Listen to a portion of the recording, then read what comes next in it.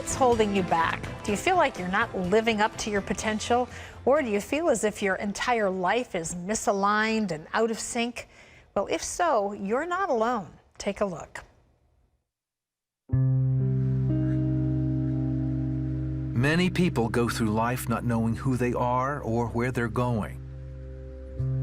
They float along feeling unfulfilled and unsatisfied. Opportunities pass them by because they don't know what to do or when to do it. They're bound by fear and uncertainty. But there is hope. Bishop T.D. Jakes believes that people need to trust their God-given instincts. Joining us now, and we're thrilled to have him back, Bishop T.D. Jakes. It's great to have you with us. Oh, Terry, it's great to be with you. Club. Thanks. Fascinating book. You talk about the value of the basic instinct that is as much a part of us as the air we breathe, you say. Absolutely. This all started with a trip you took to Johannesburg. Tell us about that. Yeah, I went to Johannesburg and I was on a safari there, and for my very first time, very, very excited. And out there, I had the privilege of going on the tour with a zoologist in the company of a Zulu. The zoologist was explaining all about the animals that we rode out on the Jeep, and the giraffes and the elephants and so forth. He could explain them down to minute detail, the teeth, their mating patterns, their sleeping patterns, everything about them. But when it became time to find them, the Zulu said, "The elephant is over there." And I thought to myself, all of this intellect can describe it, but only instinct can find it.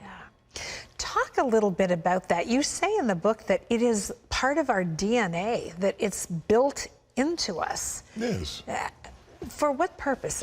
I think that we grapple with the complexities of understanding the purpose of God, and we have the overall panoramic view that is revealed to us through the Word. But the specificity of what is God's purpose for me, not the church, not Israel, for me, that leaves us stumped. And I believe that God has put our destiny inside of us.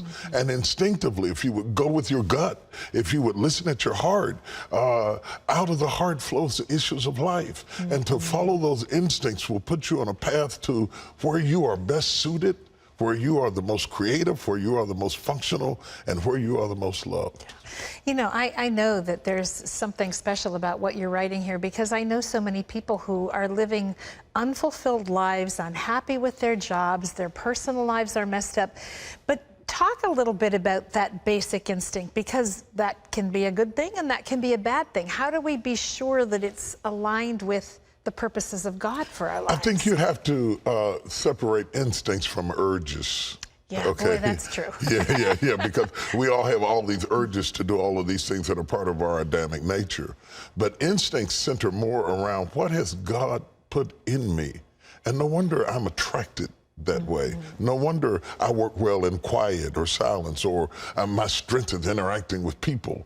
And then investing in your gift, and really, once you identify it, you have to invest in it. You have to support it. You have to put yourself in an environment where you can shine. How much does passion play in identifying it? Because some people seem to really have a hard time figuring out, what is my basic instinct? What are my gifts? You know, I try to break it down in such a way that even people who are not deeply spiritual can get in touch with who they are. And part of it is the same method that Jesus did. Who do men say that I am? This perspective, what do you get when you get around me? How do I make you feel? You'd be surprised how you mirror with people, and people begin to reflect back to you who you are. Helps you to define how you are, things that you don't notice about yourself, and then you cannot utilize what you cannot identify. It's almost like you become your own self-fulfilling prophecy once you identify those things, don't you? Right. Talk a little bit about destiny, because you do believe that we all have destiny. Absolutely. How do you match this instinct you're wanting to discover in yourself and your purpose with the destiny of your life? If destiny in its root is your destination, then your instincts are your transportation. It is the GPS guided system that helps you to get get to what you were predestined to do. See, we keep trying to fix things that are not broken. There's a reason you are the way you are. There's a reason that you are created this way so that you can fulfill your destiny. And instead of trying to turn into my best version of somebody else, what I want to be is my best, fullest expression of myself.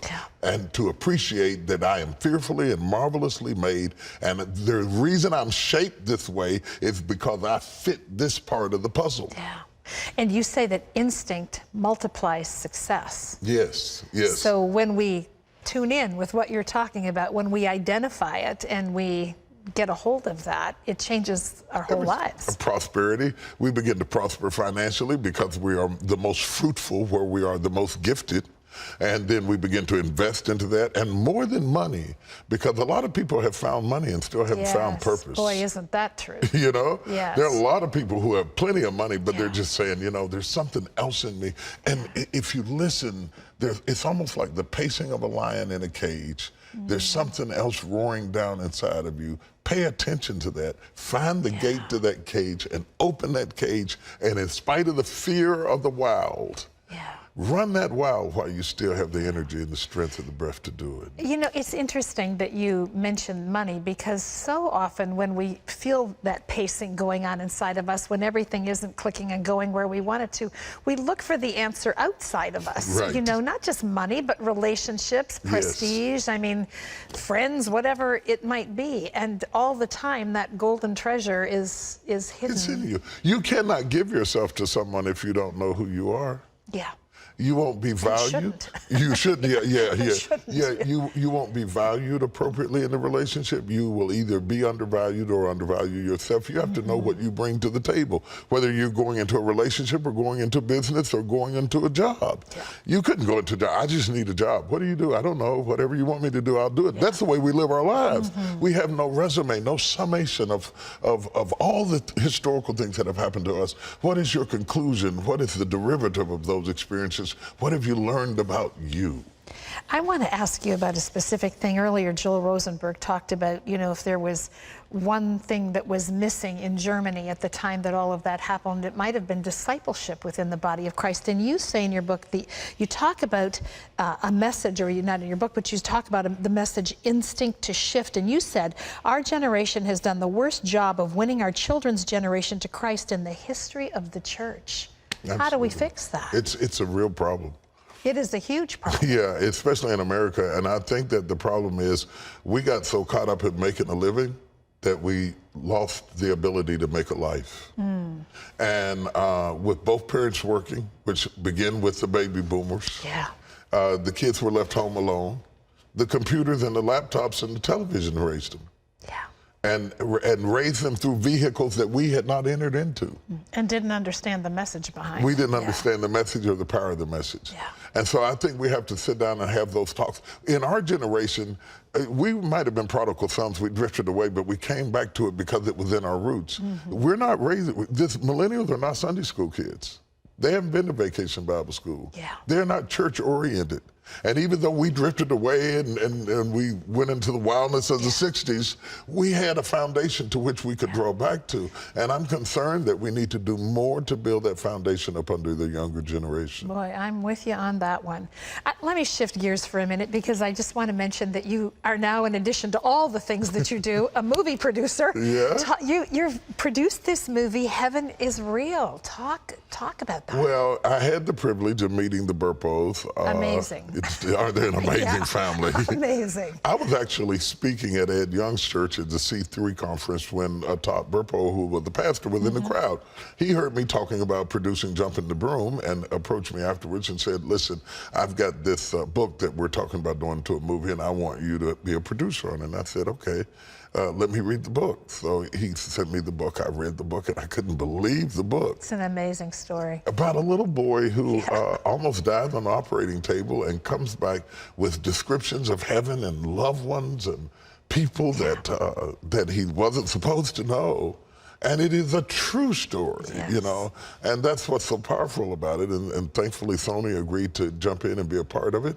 And it's coming out this Easter weekend. It's going to be incredible. Very inspirational movie. Well, I want to I want to plug both of the things you're involved in. Let me start with the book. The book is called Instinct, The Power to Unleash Your Inborn Drive.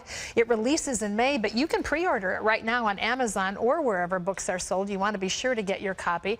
If you want to know more with Bishop Jakes, go to our website at cbn.com, where he sits down with us for a behind-the-scenes segment called In the Green Room. And don't forget to watch for that movie coming up at Easter time. What a perfect time to release that. Wow. Thank you so much. Thank It's you, always Terry. a treat to have you here.